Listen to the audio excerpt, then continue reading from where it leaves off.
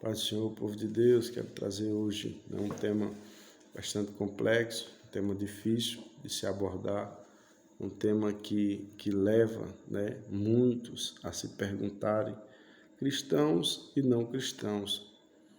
É a pergunta que sempre, na maioria de rodas, é feita, é justamente essa.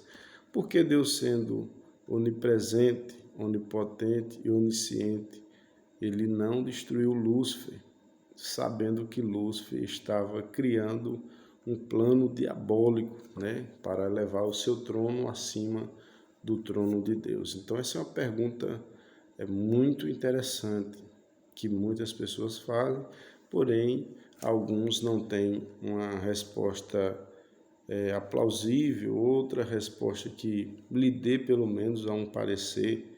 Eu queria trazer, justamente hoje, um parecer, ou seja, uma tese daquilo que eu entendo que foi um dos pensamentos de Deus, Claro que ninguém nunca vai conseguir entender os pensamentos de Deus porque são tão profundos, São tão grandes, tão altos, que nós nunca vamos conseguir.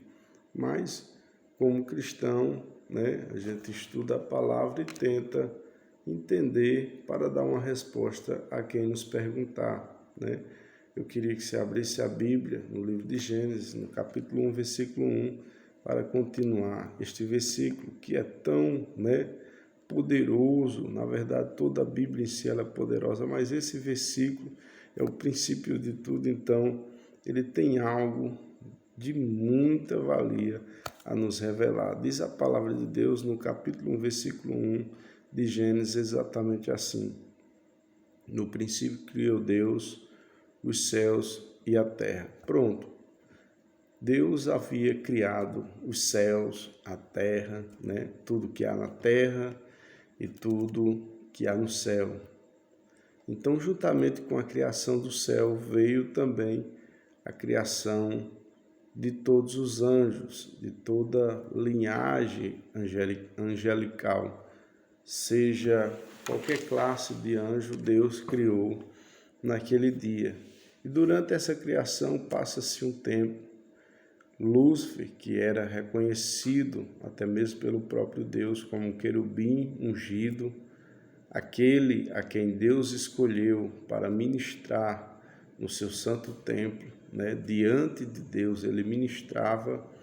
Haviam pedras afogueadas, a qual a Bíblia se refere, até mesmo no livro de Ezequiel, capítulo 28, que ele realmente era um querubim ungido, ou seja, alguém da alta escala angelical, um líder praticamente, ordenado por Deus. Mas houve no seu coração um desejo de querer elevar o seu trono acima de Deus. Houve no seu coração uma vontade de querer ser pelo menos igual a Deus, Então, se percebe-se que ele convence ali uma grande parte dos seres angelicais. E a indagação que se percebe-se é que ele tinha todo o gabarito, sim, Ele entendia que ele tinha gabarito para ter o seu trono acima do trono de Deus, acima das estrelas. Então, a pergunta mais cabível que todo mundo fala e se pergunta é justamente essa: por que Deus, sabendo de um plano tão perverso, tão diabólico, por que Deus não fulmina aquele ser? Porque Deus não destrói e acabaria com todo o problema, Assim muitos entendem que acabariam naquele momento, naquele instante, todos os problemas que há na face da terra. Amigos e amigas do Evangelho, irmãos e irmãs, já de dias de Jeová, ou seja, amados de Deus, primeiro ponto que nós devemos entender: Deus nunca quis adoração forçada. Deus nunca quis sacrifício forçado. Deus nunca quis louvores obrigados. Não. Deus quer que você louve a Ele porque você tem o desejo de louvar para Ele. Deus quer que você se sacrifique para Ele porque você quer e ama se sacrificar para Deus. Ou seja, a igreja está fazendo a obra em evangelização, não tratando a obra do Senhor como um fardo, como muitos fazem, né? Deus quer que você fale com Ele, não porque você tem que orar, obrigado, não. Deus quer que você ore porque você tem o prazer de falar com Deus. A oração é a única maneira que nós temos de falar com Deus. Não existe outro mecanismo a não ser intermédio da oração. Não existe mágica que abra o céu e você já entre na presença de Deus. Não, você só consegue, eu só consigo entrar na presença de Deus se nós orarmos ao Senhor. A oração é a comunicação com o Senhor. Deus, Ele fala conosco de diversas maneiras. Deus pode falar através de um vaso, usando alguém. Deus pode falar através de um louvor. Deus pode nos dar uma resposta através das ondas de televisões, das ondas de rádios. Deus pode nos dar uma resposta através até mesmo da rede social, né? Mas a única maneira que nós temos de falar com Deus é a oração, sem sombra de dúvida. Então, se percebe-se que Deus não quer nada obrigado. Deus não quer te forçar a nada. Deus não aceita ninguém Deus não obriga ninguém ao aceitá-lo. Não. A palavra nos ensina que o Espírito Santo, ele é quem convence o homem do pecado. Convence como? Avisando, dando estratégias que nós estamos errados.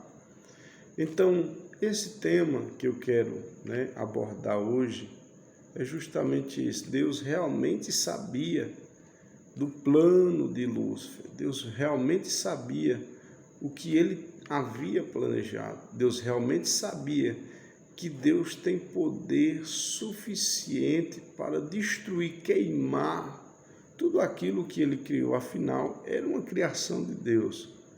Afinal, ele não se criou por si só, como muitos acham, que ele se formou por si só. Não. Foi Deus quem o criou.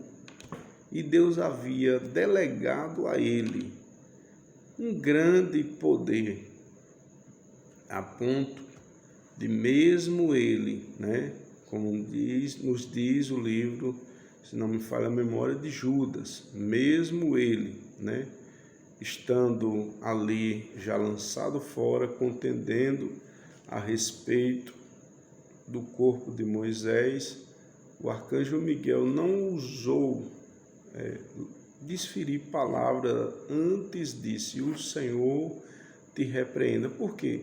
Porque o Senhor, quem criou, é quem tinha o poder sobre ele. O nosso Deus havia criado, então o poder de fazer ou desfazer sobre ele é de Deus. Então, Deus não destrói exatamente por isso, porque Deus não queria que, destruindo ele, todos os anjos que ficassem ali após ele ser destruído junto com aqueles a quem ele convenceu, começasse a servir a Deus por medo, por temor, começasse a servir a Deus por uma certa obrigação, temendo o que Deus poderia fazer. Então Deus, na sua infinita sabedoria, Deus prefere lançar ele fora, está bem longe, lançar ele por terra, lançar ele fora do céu. Então, queridos e amados, a resposta que eu tenho nesta noite, para que você venha ter algo a se pensar, é justamente esse. Deus não destruiu porque não queria Deus que o restante dos anjos que ficassem após a destruição dele servisse a Deus por obrigação. Amém? Que nós venhamos a servir a Deus por amor, em espírito e em verdade, como nos ensina a palavra de Deus. Amém? Fique com Deus, que Deus abençoe e possa estar retribuindo as suas vidas em bênçãos, derramando chuvas de bênção sobre a tua casa, sobre a tua família, em nome de Jesus. Esteja se inscrevendo nesse canal, ajudando com que esta palavra chegue a outros corações que à vista do mundo podem ser inacessíveis, mas Deus, Ele nos dá estratégia para alcançar corações distantes. Que Deus os abençoe em Cristo Jesus.